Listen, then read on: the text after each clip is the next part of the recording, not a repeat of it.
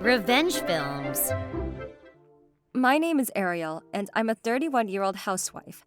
I met my husband Mark a year ago through a mutual friend, and after getting married, I moved in with him and his parents. I work part-time as a secretary at a local hospital. My father-in-law owns a small food factory, but recently, his business is not doing well due to the fact that bigger players in the market are taking business away from him. With such concerns about the stability of her husband's business, my mother-in-law has been in a bad mood these days. She likes to take out her stress on me, and it's not fun for me. Once you're done vacuuming in here, I expect you to do the laundry. Actually, it's pouring outside, so I plan to do the laundry tomorrow when the sun is out. Then I suppose you could go clean the bathroom. It's filthy. Okay, if you say so. I think that a storm is approaching, so it's best that we both stay home today. I'm sure that you'll be fine out in the storm. I'll take your advice and take it easy. It was March and the weather was still cool, and on top of that, it was raining. But my mother-in-law forced me to go outside and check on the drains. She didn't even let me wear a raincoat. You don't need to do that. Leave it here. Since I couldn't hold an umbrella while checking the drains, I became soaking wet. As a result, I caught a cold and had a high fever, which caused me to stay in bed. But the following morning, my mother-in-law woke me up and ordered me to do some housework. My mother-in-law was a monster from the day that I moved in with her, so married life was not good for me. I tried speaking to Mark several times about this, but I found it hard to be completely honest with him because he was working so hard with his father to make the factory profitable again. I decided to wait for the factory to be profitable again and hoped that my mother-in-law would be in a better mood if that happened. It was a little over a year since I got married and moved in with Mark's parents. My mother-in-law was being her usual dreadful self, but something happened which made me lose it. I lost my mother when I was in middle school, and the thing that made me feel better was looking at her ring every day. Looking at it brought back the beautiful memories I had of my late mother. And in that moment, I was able to forget about my terrible mother-in-law. The ring was my mother's engagement ring, and the only memory I have left of her, because my mother was not a materialistic person.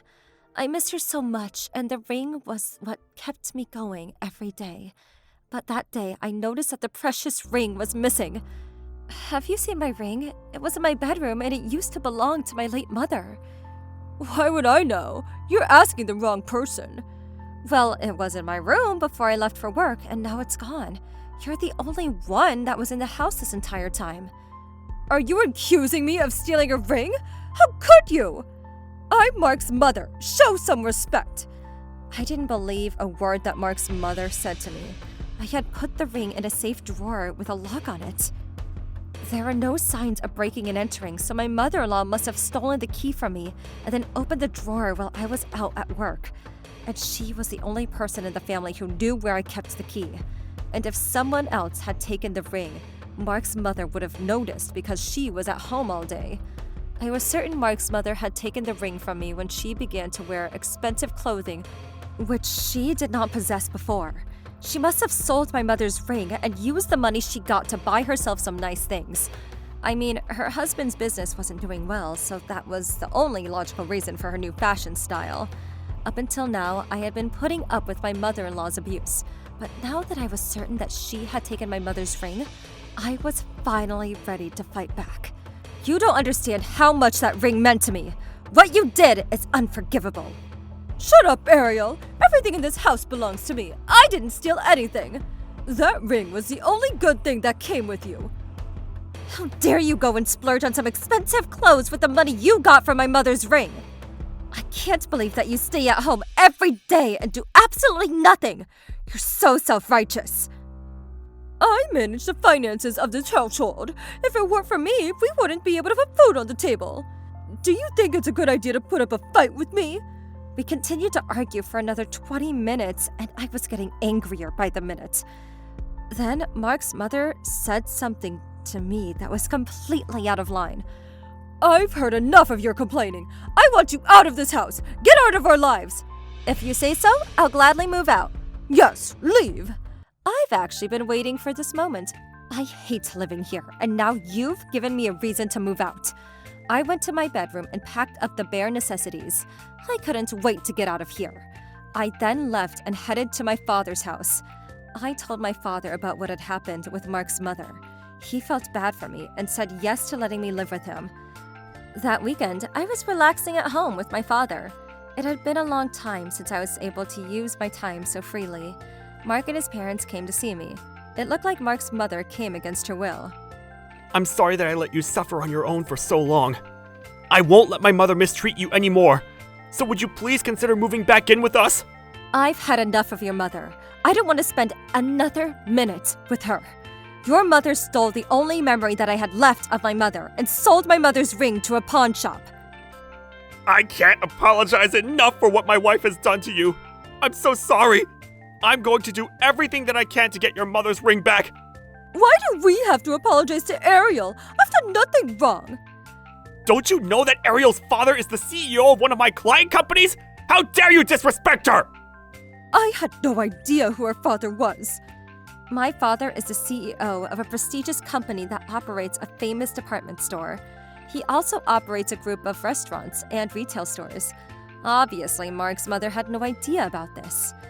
Before getting married to Mark, I sat down with him and his father, and we all agreed that we would keep this fact a secret from Mark's mother. The reason why my father-in-law's business wasn't doing so well was because his wife was a big spender and she would spend all the money that she could get her hands on. A few years ago, Mark's mother was working at a factory's finance department, but then she stole some money from the factory and used the money to buy herself some nice things. She was fired after that, but it was too late. The damage had already been done and the business was bleeding cash. Because of his wife's actions, Mark's father wasn't able to pay the money he owed to his business partners, and the reputation of his factory went down considerably. That's why Mark and his father were having a difficult time turning the business around. This is all your fault! How much more of our lives do you want to ruin? My factory could go out of business at any moment because of the damage that you caused! I don't understand. What do you mean? Ariel's father has been helping us out a great deal.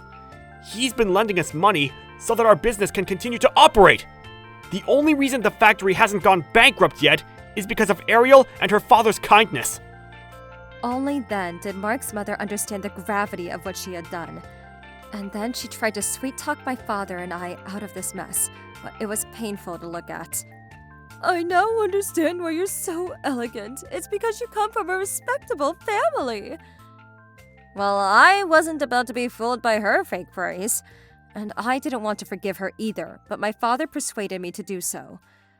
The one thing that made me happy was that, true to his word, Mark's father was able to find my mother's ring and buy it back for me. Things seemed to be going in the right direction, but 6 months later, Mark's mother caused us trouble again. This time, she stole my bank book and card from the drawer to my bedroom. She even created a new credit card under my name and began to spend money as she pleased. She hid her expensive purchases in the closet so that the rest of us wouldn't find out. By that time, I had realized that Mark's mother had stolen my money. She had already spent over $20,000. When my father found out about this, he was livid. He had already forgiven her once, and he wasn't going to let her off so easily this time. I can no longer continue to lend money to your factory after what your wife has done to Ariel. I apologize for my wife's continuous bad behavior. Is there any way you would reconsider not lending us any more money? That was the last straw. You've betrayed my trust over and over again. I can't do this anymore. For some reason, Mark's mother seemed annoyed with my father's decision. It's only $20,000. That's not even that much for you. My father was outraged by her words. He realized that Mark's mother was never going to change for the better. Okay, fine. I'll continue to lend you money on one condition. If you are willing to cut this horrible woman out of your lives, I'll reconsider lending you more money. My family would never do that to me. They love me. I didn't understand how she could be so confident after everything that she had put her family through. I was fairly certain that Mark and his father were fed up with her and had no problem parting ways with her. And I was sure that Mark's father wanted to do everything in his power to protect his employees working at the factory. You have my word. I'll divorce my wife right away, and I'll cut all ties with her. Thank you so much for all your kindness. Okay, it's a deal then. Let's get this in writing just to be sure. I think everything will work out with your wife out of the picture. Wait, you're not actually going through with this, are you? I'm your wife! I didn't understand how Mark's mother could act like a victim after all that she's done. I can't believe how selfish you're being right now. If it weren't for you, your husband's business wouldn't be in so much trouble.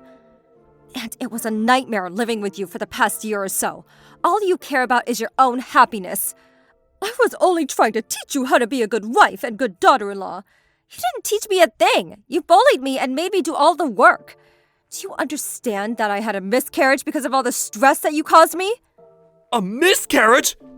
Why didn't you say anything about this, Ariel? That day when Mark's mother forced me to go outside in the storm, I caught a cold and had a miscarriage. I didn't know that I was pregnant because, had I known, I would have made excuses to not go out in the rain and protect my body. I found out later when I began to bleed and went to the hospital for a checkup. I had planned to tell Mark everything when things at the factory became stable. I now regret not telling Mark about this sooner. If I had, I might have been able to prevent my miscarriage from happening. I'm sorry for not being there when you needed me. I knew how hard you were working, so I didn't want to add on to the stress. I was going to tell you everything after things settled down. When Mark found out about the miscarriage, he glared at his mother and looked like he wanted to punch her in the face. But my father and Mark's father stopped him from being violent with my mother. I never want to see your face again! Stay out of our lives! You're not my mother anymore! After that, Mark and his father kicked my mother-in-law out of their house. With no financial support, Mark's mother had no choice but to pay back her debts on her own. Mark advised me to notify the police of his mother's wrongdoings, and as a result, she was arrested. After Mark's parents got divorced, our neighbors gossiped about what a terrible mother-in-law she was to me. Because of all the bad rumors going around about her, Mark's mother wasn't able to find a job. She now lives in a rundown apartment by herself and barely has enough money to buy food. She doesn't have enough money to move to another town, so she's going to have to spend the rest of her life in a town where everyone despises her. She's not my concern anymore. She needs to learn what happens if you don't treat others fairly. 2 years passed after we cut ties with Mark's mother. With the support of my father and Mark and his father's hard work, things at the factory were going well again. Mark and his father are very grateful to my father and they let me know how they feel every day. I do my part for the family by taking good care of Mark and his father because I know how hard they work. I finally have the happy marriage life that I always dreamed of. It was a lot of effort to get rid of Mark's mother, but now that she is out of our lives, I feel so much better. How was today's video? If you enjoyed it, please subscribe, like, and leave a comment. Stay tuned for more.